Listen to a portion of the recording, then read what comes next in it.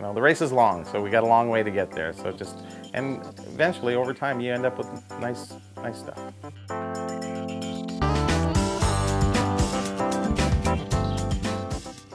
So this one's 1978. There's the vending card. So these are the items that you could possibly get in there. You know, you put your quarter in, you turn it. I'm Bobby Burrell. I'm a hobby historian, a collector.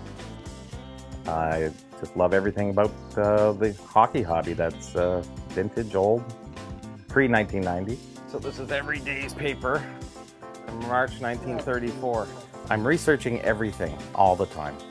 Because there wasn't enough to explain an item, I enjoyed writing more about the item, like the details behind the company and what, you know, why they chose to do that and why this is issued and who did the marketing or who did the printing, or, you know, just those extra little bits of information kind of really make an issue stand out. We go through advertisements, we go through magazines, and then you go a little bit further into digging into, you know, the companies themselves. And maybe I called a lot of companies on the phone, smaller companies, and asked them if they had any archives or information, or talked to somebody who's been working there for 40 years.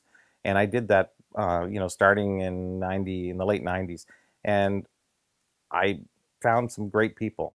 I'm seeing the hobby changing, where people appreciate having the collectible, having autographs, having, you know, the unique things.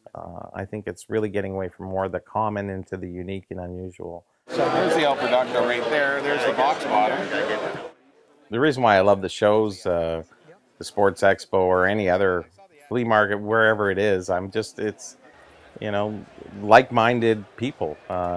We share a lot as collectors, and I've become somewhat of an authority on the hockey collectibles. So I like when people ask me questions, because A, I can learn something from them, and B, it's nice to help people, and it keeps the hobby healthy.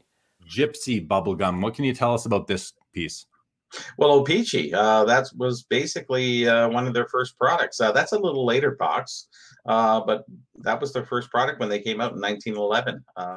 I want to figure it out myself. So that's really what drives me. And something that has a team logo that brings you back to the early days when you were a kid and you didn't have any responsibility. It's just that feeling, and you can almost go back into time with a collectible. We all had cereal as a kid, and there was always a prize in there. And in Canada, we had a hockey prize at least, you know, 6-7 months of the year. You went to the store to buy cards in a pack. Well, your mom brought home something and it has a hockey prize in it. So you go, hey Mom, I really like that. So could you buy some more? Bring some more toothpaste home. It has a little hockey head in it. And there's so many different things that you could do. It was always called the Big Train.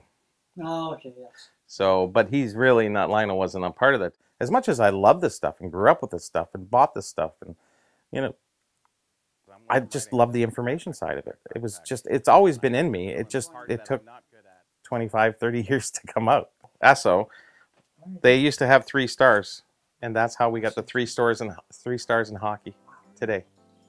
Who doesn't want to wake up to a treasure hunt every morning? I can't say that anybody would say not me. And we all have our different treasure hunts, and this one seems to be mine.